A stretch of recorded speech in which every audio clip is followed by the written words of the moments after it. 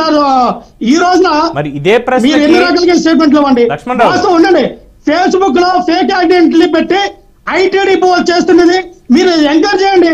అది ఏ పార్టీ వాడు చేస్తారు బయట చేసిన తమ్ముందా మీకు? ఏ ఫేక్ అకౌంట్ నుంచి వచ్చినాయో అది ఒరిజినల్ ఫేకా మీ దగ్గర మీరు అధికారంలో ఉన్నారు కదా, బయట తీయండి. ఉట్టి అభియోగంతో తీసుకెళ్లి మీరు జైల్లో పెట్టద్దు. ఉట్టి అభియోగంతో కాదండి, సైబర్ క్రైమ్ ఉంది కదా, సైబర్ క్రైమ్ లో వాళ్ళని ఎంక్వైరీ స్టార్ట్ చేయమని చెప్పండి. అది ఏ ఐడి నుంచి వచ్చింది, అసలు దానికి కారకుడు ఎవడో పోస్ట్ పెట్టాడు, దాని మూలధారణ ఎవడో బయట తీయండి.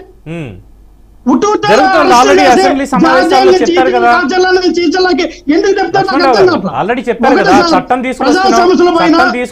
చెప్పారు కదా, ఆల్రెడీ జరుగుతుంది. పవన్ గారు మీరు సీనియర్ జర్నలిస్టు, ఈ బీఆర్కే ఛానల్ కాంట్రిబ్యూట్ చాలా చేస్తాం మేము ఈ ఛానల్ పైకి రావాలని.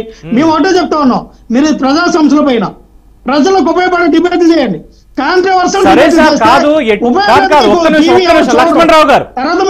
లక్ష్మణ్ రావు గారు, మేము ఏ డిబేట్ పెట్టాలి, ఏ వార్తను మేము ప్రసారం చేయాలి అనేది మా మేనేజ్మెంట్ చూసుకుంటారు. మా ఎడిటోరియల్ పాలసీ అనేది మాకుంది, వాళ్ళు చూసుకుంటారు. ఒకవేళ మీకు అది నచ్చకపోతే వినండి ఒక్క నిమిషం వినండి ఒక్కసారి వినండి సార్.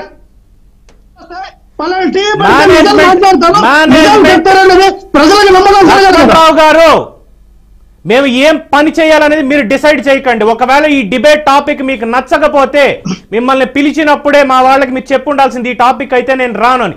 పెద్దలు తులసిరెడ్డి గారు ఇందాక నేను చాలా క్లియర్ గా అడిగా, రాజశేఖర రెడ్డి గారికి మీరు చాలా వ్యక్తిగతంగా కావాల్సినటువంటి వాళ్ళంటే వ్యక్తిగత విషయాలు నేను మాట్లాడను, పవన్ రాజకీయంగా మాట్లాడుతున్నారు, విజ్ఞప్తి ఆయన కూర్చున్నారు.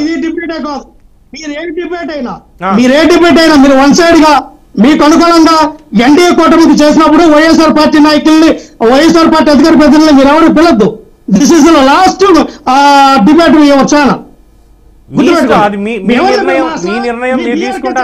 నేను బాధ్యుడిని కాదు. ఛానల్ కి వైఎస్ఆర్ పార్టీ అధికార ప్రతినిధులు ఎవరు కూడా వెళ్ళొద్దని స్ట్రిక్ట్ ఆర్డర్.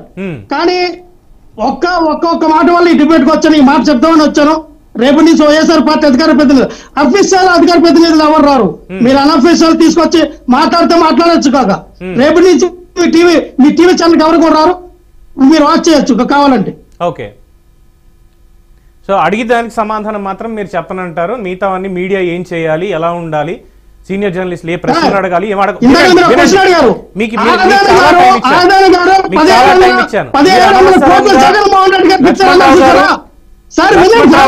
ఆదాని గారు 1700 కోట్లు జగన్మోహన్ రెడ్డి గారు ముడుపులు ఇచ్చారన్నారు చూసారా, దాని మీద డిబేట్ పెట్టండి మీ తమ్ముంటే. నిన్న అదే జరిగింది, మీకు తెలియదేమో. నిన్న డిబేట్ దాని మీదే పెట్టాం, మీకు తెలియదేమో.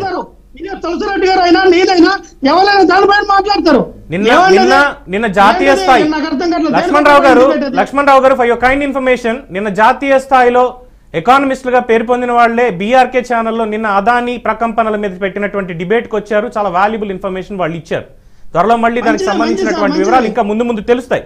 మీరు మీ ఇష్టం వచ్చినట్టు మీడియా ఎలా ఉండాలి ఏంటనేది రూల్స్ అండ్ రెగ్యులేషన్స్ మాకు ఇవ్వాల్సిన వాళ్ళు ఇస్తారు, మీరు చెప్పక్కర్లేదు. మీకు అడిగినటువంటి ప్రశ్న మీకు సబబుగా లేదు అంటే మాకు ప్రశ్న బాగాలేదని చెప్పండి, మీకు స్వేచ్ఛ తప్పలేదు.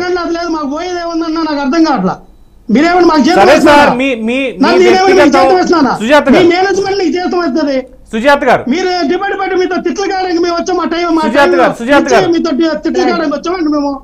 గారు నాకు వైసీపీ ప్రతినిధులను చూస్తుంటే నిజంగా చాలా సానుభూతి కలుగుతుంది సార్. ఎందుకంటే జగన్మోహన్ రెడ్డి గారు చేసిన అడ్డమైన అవినీతి